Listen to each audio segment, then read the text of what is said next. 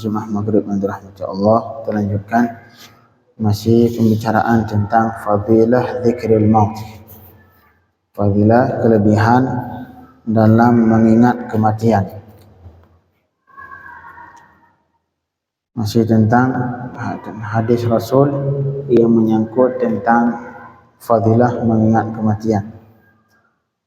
Disebutkan seperti halnya yang diriwayatkan oleh Imam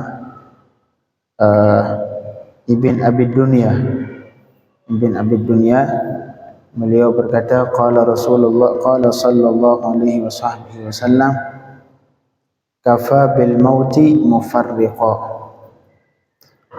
Cukup kematian menjadi pemisah. Cukuplah kematian menjadi pemisah antara kita dan yang kita cintai. Makanya dalam Islam silahkan kita mencintai apa saja, tapi ingat bahwa kita akan berpisah dengan yang mencintai anak. Silahkan cintai ke anak, tapi ingat suatu saat akan berpisah. Cintai harta, silahkan cintai harta, tapi ingat suatu saat akan berpisah. Malahan yang di ayat yang kita baca tadi, wailul likulli humazatil lumazah alladzi jama'a malan wa 'addadah yahsabu anna malahu akhladah. Kata Allah, wailul likulli humazatil lumazah. Celakalah. Wail arti wailun dalam bahasa Arab celaka. Banyak ini ayat-ayat wailul lil mutaffifin, wailun fawailul lil ladzina kafaru. Di sini ayat di sini wailul lil mutaffifin. Wailul likulli humazatil lumazah.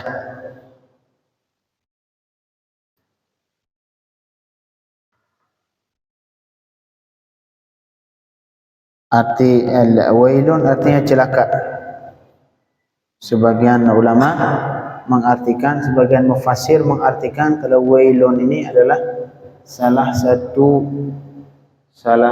lereng ataupun salah satu tempat yang terdapat di neraka Jahannam.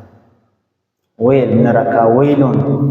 Balil likulli humazatil lumazah. Bagi setiap humazatil lumazah. Arti humazatil lumazah artinya kathirul hamzi wal lamzi. Artinya banyak ghibah. Jadi yang banyak ghibah wail, kata Allah. Celakalah mendapat neraka wail bagi orang yang banyak ghibah, yang suka ngibahin orang lain. Ini ayat ini diturunkan terhadap ke orang-orang yang suka ghibah Rasulullah. Banyak ini kalangan munafikun yang kerjaannya ngibahin Rasulullah. Ini ayat ini turun fi man kana yaktabun nabi, orang yang suka ngibahin Rasul sallallahu alaihi wasallam dan suka menggibahin muslimin seperti Umayyah bin Khalaf dan Walid ibn al-Mughirah. Walid ibn al-Mughirah. Ini Walid ibn al-Mughirah salah satu ketua kawan-kawannya Abi Jahal. Ya Masya Allah, Walid ibn al-Mughirah sempat mau masuk Islam. Sempat. Tapi akhirnya dipengaruhi lagi oleh Abu Jahal, akhirnya enggak jadi. Gara-gara itu turun ayat Allah surat Al-Muddathir, ya ayyuhal muddathir qum fa'anzir wa rabbaka fakabbir wa thiyabaka fatahhir wa rujza fahjur wa li rabbika fasfir wa idza nukra fil naqur fadzalika yawmun asir 'alal kafirin ghairu yasir dzarni wa man khalaqtu wahida. Dzarni wa man khalaqtu wahida ini turun ke Al-Walid bin Al-Mughirah. Al-Walid bin Al-Mughirah. Di awal-awal beliau sempat meyakini Al-Quran sebentar. Ini Al-Quran ini enggak mungkin kalam sihir. Tapi akhirnya dipengaruhi oleh Abu Jahal. Akhirnya juga beliau mengikut lagi mengatakan kalau Muhammad ini adalah sihir, ahli sihir. Ini Walid bin Al-Mughirah adalah orang yang suka ngibahin Rasul. Akhirnya turun ayat ini. Wailul likulli humazatil lumazah. Celaka bagi orang yang memperbanyak humazatil lumazah. Artinya yang memperbanyak ghibah. Itulah mereka itu. Tapi subhanallah, Al-Walid ibn Al-Mughirah ketuanya musyrikun. Tapi anaknya Khalid ibn Al-Walid. Anaknya Khalid bin Walid, Saifullah, pedang Allah, yang beliau berperang melawan kufar sampai ratusan kali. Beliau ikut perang dan menjadi panglima perang. Sayyidina Khalid bin Walid, bapaknya raja kufar, rajanya kawan-kawan Abu Jahal, sederajat Abu Jahal, Abu Lahab. Tapi anaknya muslim yang taat, anaknya sahabat Rasulullah sallallahu alaihi wasallam, dan beliau menjadi panglima perang Rasul sallallahu alaihi wasallam. Sayyidina Khalid bin Walid. Begitu juga Abu Jahal. Abu Jahal punya anak yang namanya Ikrimah ibn Abi Jahal. Ini Ikrimah sahabat Rasulullah yang sangat taat ke Rasulullah. Sayyidina Ikrimah bin Abi Jahal. Bapaknya raja kufar, raja musyrikin, tapi anaknya muslim taat kepada Allah Subhanahu wa taala. Makanya wailul likulli humazatil lumazah alladzi jama'a malan wa 'addadah, yang jama'a malan, mengumpulkan harta, wa 'addadah, sibuk ngitung harta ini. So, harta saya di sana satu, di sana satu, sana satu, ngitung harta. Wa alladzi jama'a malan, yang orang-orang yang suka mengumpulkan harta, dikumpulin, kemudian sibuk kerjaannya ngitung-ngitung. Saya di saldo di bank fulan sekian, bank fulan sekian, bank fulan sekian, tanah saya di sana sibuk ngitung-ngitung. Yahsabu annama lahu akhladah, dia menyangka bahwa hartanya bisa membuat dia kekal. Akhladah artinya membuat dia kekal. Dia menyangka kalau dengan banyak harta kita bakal hidup selamanya. Nah, ini termasuk kawan-kawan Khalid, kawan-kawan Al-Walid bin Al-Mughirah, ini orang-orang kufar. Termasuk mukmin sih, dia sebagian mukmin yang seperti itu. Yang sabu annama lahu akhlada kalla la yunbadhanna fil hutamah. Ya, kita ketahuilah bahwa dia bakal dilempar ke neraka Al-Hutamah. Jadi makanya di sini Rasul mengatakan kafa bil mauti mufarriqa, cukuplah kematian menjadi pemisah antara kita dan dengan yang kita cintai. Maka silahkan mencintai apa saja, tapi yakin bahwa kita akan berpisah dengannya. Kemudian waqala alaihi salam wa alaihi salatu wasalam, seperti halnya diriwayatkan hadis ini oleh kita dari Imam Al-Baihaqi. Imam Al-Baihaqi dalam kitab Syu'ab, kata Rasul sallallahu alaihi wasallam, kafa bil mauti wa'idhah. Ini yang sering kita dengar. Cukuplah kematian menjadi mau'idhah, menjadi pengingat. Kalau kematian tidak bisa mengingatkan kita ke akhirat, enggak ada lagi, sudah habis. Kita melihat bapak kita meninggal, tidak mempengaruhi, tidak berefek dalam kehidupan kita yang asalnya ahli maksiat, tidak berubah ke ahli ibadat, masih sama saja. Melihat orang meninggal biasa, habis sudah. Itu orang enggak ada lagi pengingat yang mengingatkan. Ini dakwah hari Jumat, dakwah tabligh akbar, pengajian seperti ini. Ini enggak ada apa-apa dibanding kematian. Kalau melihat orang mati saja, melihat orang meninggal, tidak mempengaruhi hatinya untuk berubah menjadi orang baik. Tidak ada lagi, sudah habis, enggak ada lagi. Di pengajian seperti ini enggak ada faedah. Kalau melihat orang mati masih belum bisa berubah. Kadang-kadang kita melihat bapak kita, Allahumma ighfir lahum warhamhum, melihat bapak kita meninggal depan mata, apakah berubah atau tidak? Kalau masih belum berubah, enggak ada lagi, sudah.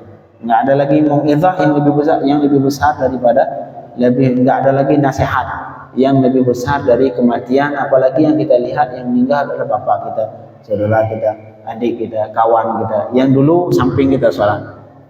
Yang dulu sholat samping kita, saling canda, keluar masjid canda, sebelum masuk masjid canda. Tiba-tiba hilang, sudah.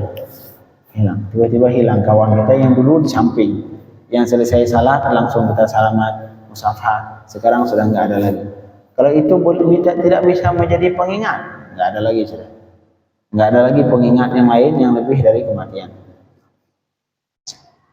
Kemudian suatu ketika disebut ini hadis diriwayatkan oleh Imam Abi Dunya, oleh Imam Ibn Abi Dunya, diriwayatkan bahwa suatu ketika Rasul ila masjid, Rasul pernah suatu ketika keluar dari rumahnya ke masjid, berangkat ke masjid. Fa idza qamun yatahaddatsun yadhakun, tiba-tiba di pertengahan jalan beliau bertemu dengan satu kaum, sebagian manusia di situ, mungkin beberapa pemuda biasanya, yang lagi nongkrong.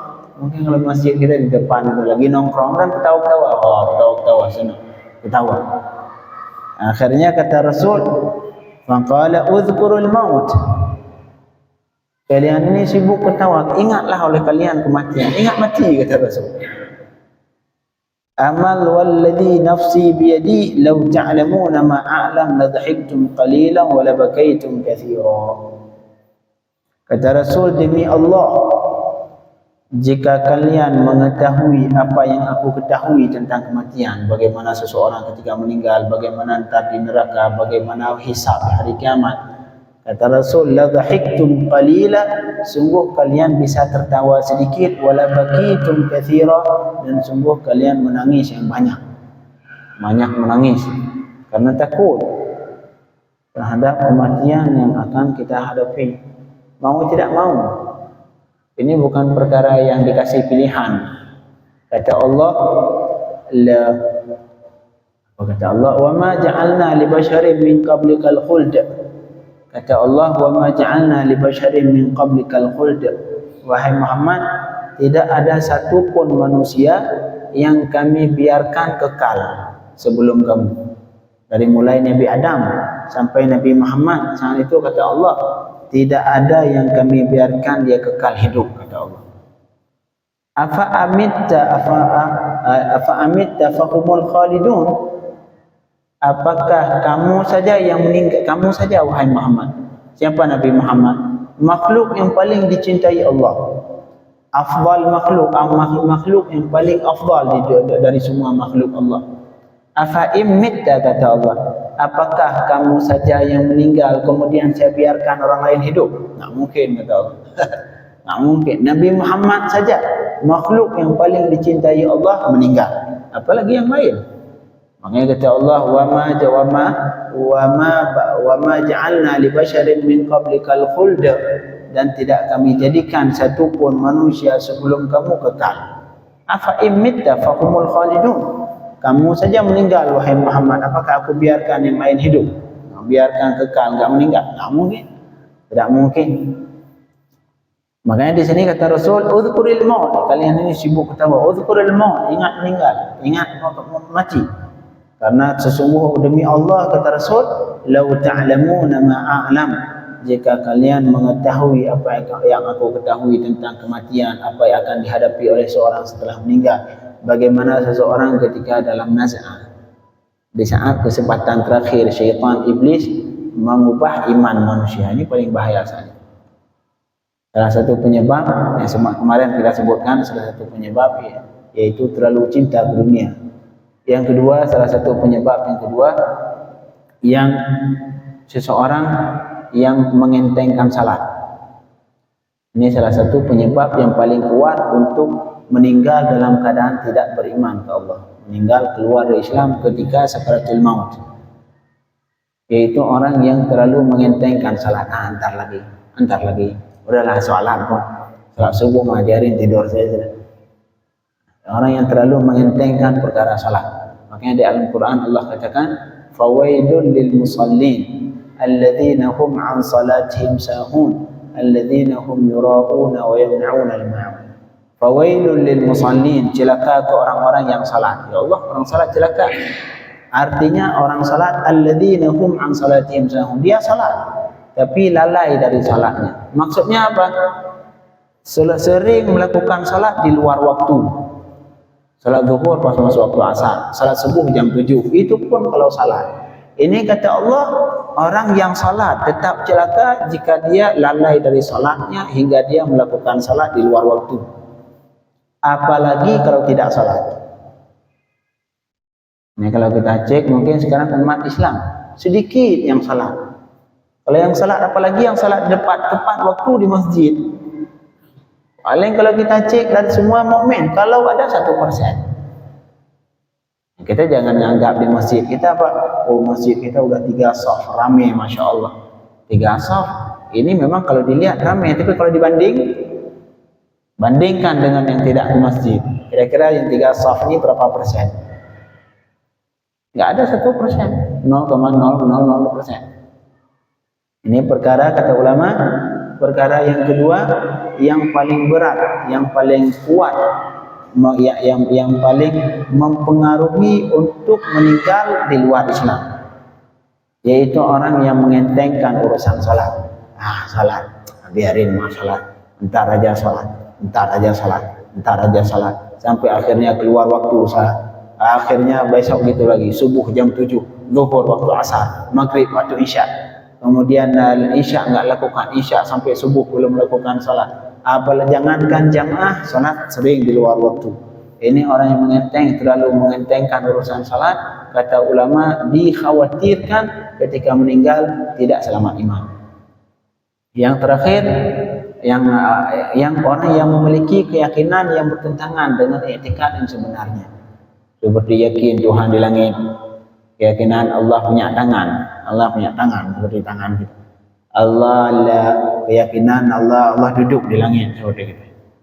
Keyakinan yang lain, keyakinan malahan ada sebagian mukmin meyakini Allah seperti manusia total, kayak patung. Meyakini Allah seperti duduk seperti ini asal. Ada sebagian mukmin meyakini Allah duduk seperti ini duduknya ini. Seperti ini. Ini juga kata ulama keyakinan yang menyalahi dari keyakinan Rasul dan sahabatnya, ataupun i'tikad ataupun akidah, keyakinan yang bertentangan dengan keyakinan Rasul dan sahabatnya, ini penyebab yang paling utama, yang paling kuat, yang menyebabkan seseorang meninggal tidak selamat iman. Ini 3 urusan ini diingat. Ini biasanya yang paling kuat. Yang pertama, keyakinan salah. Yang kedua, orang yang mengentengkan salat. Yang terakhir, yang terlalu cinta ke dunia. Ini tiga perkara yang paling kuat yang mengakibatkan seseorang meninggal tidak selamat. Kita lanjutkan, wadzukira disebutkan dan wadzukira 'inda Rasulillah sallallahu alaihi wasallam rajulun fa ahsanu thana' alaih. Fa kaifa dzukira sahibukum lil maut? Qalu ma kunna nasma'u yadhkuru al maut. Qala fa inna sahibukum laysa huna. Suatu ketika Rasulullah mendengar kawan-kawan sahabat Rasulullah menyebutkan ada satu orang lain di situ disebutkan, dipuji-puji. Oh, si fulan kata sahabat, si fulan ya Rasulullah, Masya Allah. Kata sahabat B juga memuji si fulan. Misalkan si fulan itu namanya misalkan Abdullah. Ini ntar sahabat Rasul yang pertama memuji Abdullah, sahabat yang kedua memuji Abdullah. Akhirnya Rasulullah bertanya, melihat sahabatnya suka muji itu orang, oh ini orang kayaknya orang bagus. Akhirnya Rasulullah bertanya kepada sahabat, hal dzukira sahibukum lil maut?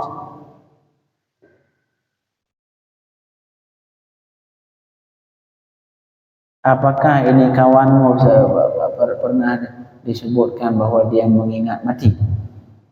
Lagi kalian duduk sama dia pernah nggak ngobrol masalah meninggal?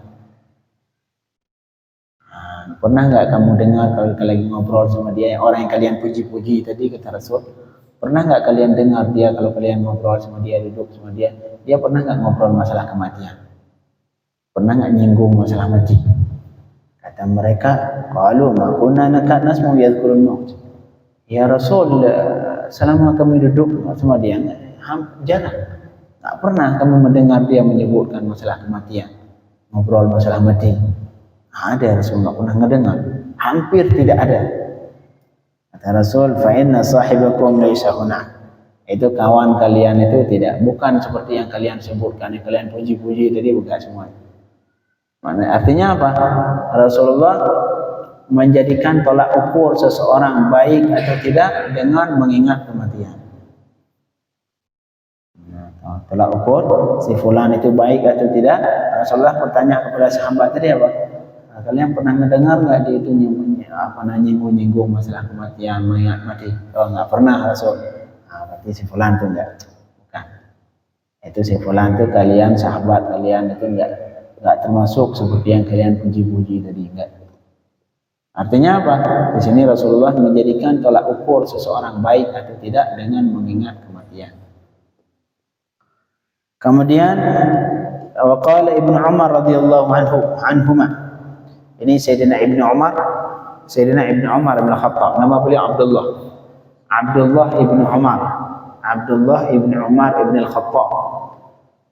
Banyak yang kawan-kawan sederajat, itu sahabat yang kecil itu Sayyidina Ibnu Umar, salah satu sahabat Rasul yang paling banyak meriwayatkan hadis, seperti halnya Sayyidina Abu Hurairah, Sayyidina Ibnu Mas'ud, Nah, ini Sayyidina Ibnu Umar. Abdullah, nama beliau Abdullah Ibnu Umar Ibn Al-Khattab.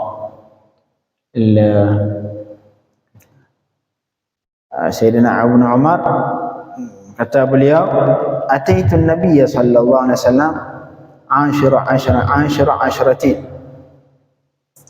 Aku pernah mendatangi Rasul. Ini hadis ini diriwayatkan oleh Imam At-Tabrani dalam kitab Mu'jam Al-Kabir. Imam At-Tabrani beliau meriwayatkan hadis ini dalam kitab Mu'jam Al-Kabir. Begitu juga Sayyidina Ibnu Majah meriwayatkan hadis ini yang sama. Begitu juga Sayyidina Ibn Abi Dunya dalam kitab Makarimul Akhlaq. Kata Sayyidina Ibnu Umar, saya pernah mendatangi Rasul bersama kawan kami 10 orang. Jadi Sayyidina Ibnu Umar datang bersama kawan-kawannya 10 orang. Faqala rajulun min Ansar. Kemudian salah satu dari kawannya tadi dari golongan Ansar. Ansar ini artinya muslim Madinah. Orang yang memang penduduk asli Madinah. Bertanya ke Rasul, "Man aqyasun nas wa akramun nas ya Rasulullah?" Wahai Rasul, siapa manusia yang paling pandai dan yang paling mulia? Manusia yang paling pandai, yang paling cerdas dan yang paling mulia. Ini pertanyaan sahabat ke Rasulullah sallallahu alaihi wasallam. Faqala aktsaruhum dzikran lil maut. Yang paling banyak mengingat kematian.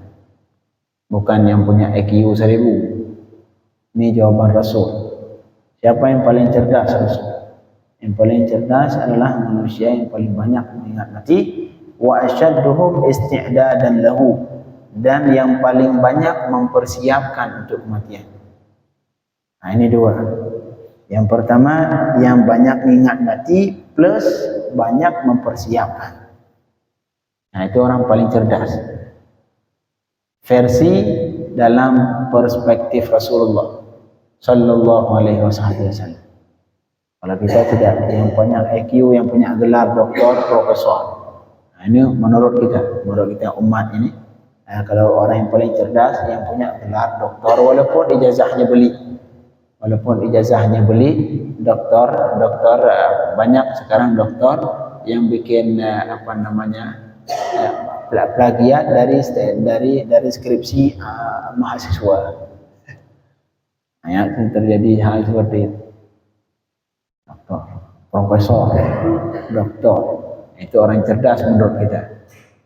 Tapi versi Rasul, yang cerdas, yang paling banyak mengingat mati, plus yang paling semangat dalam mempersiapkan untuk kematian. Itulah yang paling cerdas. Karena orang cerdas artinya tahu yang dibutuhkan. Itu orang cerdas. Orang cerdas adalah orang yang tahu apa yang dibutuhkan. Malahan kalau disebutkan, kalau pengen pilih pemimpin ini akan datang ke depan. Kalau pengen milih pemimpin, pilihlah orang yang pemikirannya jauh ke depan. Bukan sehari, prediksi sampai besok. Untuk ke depan nggak bisa memprediksi apa yang akan terjadi dalam masalah ekonomi gimana. Yang kalau bahasa Arabnya ba'idun nazar. Orang yang penglihatannya jauh, bisa menganalisis sampai 10 tahun ke depan, 20 tahun ke depan. Itu orang seperti itu bagus. Kalau kita enggak, bikin aja sudah. Enggak tahu besok apa yang terjadi ke depan, enggak mau tahu, pokoknya bikin aja. Akhirnya seperti ini negara kita, utang sampai 7.000 triliun. Yang dibebankan ke kita, beli kue 100.000, bayarnya 110.000. 10.000 pajak. Subhanallah, la haula wala quwata illa billah. Kembali ke sini kata Rasul, makanya orang cerdas adalah orang yang bisa melihat ke depan, yang bisa tahu tujuannya ke depan, yang dia tahu, yang mengetahui apa yang akan dibutuhkan ke depan. Ini orang yang cerdas. Artinya orang yang jauh, pandangannya ke depan jauh, yang bisa menganalisa apa yang akan terjadi ke depan. Ini siapa ini orang seperti ini? Paling jauh kehidupan kita sampai meninggal. Karena setelah meninggal kita sudah nggak ada ikhtiar lagi di situ. Nggak ada lagi hak memilih melakukan atau tidak melakukan. Selesai. Sampai meninggal. Karena kalau sebelum meninggal kita masih memiliki hak masih memiliki kemungkinan untuk memilih antara melakukan dan tidak melakukan. Tapi setelah meninggal sudah tidak ada lagi. Kita turut sami'na wa ata'na seperti yauma idzin yattabi'una ad-da'iya la 'iwaja lah wa khashi'atil aswatu lirrahmani fala tasma'u illa hamsa. Semua tunduk hari itu, semua tunduk ke Allah Subhanahu wa taala. Hari itu meninggal selesai sudah. Enggak ada lagi apakah mau ingin melakukan atau tidak, sudah habis. Makanya patokan terakhir yang meninggal. Hanya orang yang cerdas, orang yang selalu mempersiapkan untuk ini. Karena ini batas terakhir. Batas terakhir. Makanya ulama ketika mendefinisikan masa depan, kata beliau al-mustaqbal ma laysa lahu ba'din. Ma laysa lahu ba'din. Mustaqbal artinya masa depan, artinya masa di saat itu tidak ada lagi pertanyaan setelah itu apa lagi. Enggak ada lagi pertanyaan, terus apa lagi? Kalau enggak di masa, di saat, di situ enggak bisa ditanya lagi, terus apa lagi? Itulah masa depan yang sebenarnya. Tapi kalau kadang-kadang mengatakan masa depan kapan? Masa depan setelah selesai S1. Masih bisa ditanya enggak? Bisa. Terus apa lagi selesai S1? Oh, S2. Terus apa lagi? S3. Terus apa lagi? Kerja. Terus apa lagi? Nikah. Terus apa lagi? Punya anak. Terus apa lagi? Ya, selama masih ada, mungkin ditanya terus apa lagi? Nah, itu bukan masa depannya.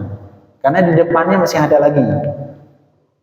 Itu bukan masa depan. Masa depan adalah di saat dimana tidak lagi mungkin kita tanya terus apa lagi? Nggak ada lagi. Terus apa lagi setelah itu? Nah, kalau udah nggak ada lagi pertanyaan terus apa lagi? Nah, itulah masa depan yang hakiki. Makanya di sini Rasul mengatakan ketika ditanya siapa manusia yang paling cerdas, kata Rasul, aktsaruhum dzikran lil maut, yang paling banyak mengingat kematian, wa asyadduhum isti'dadan lahu, dan yang paling banyak mempersiapkan untuk kematian.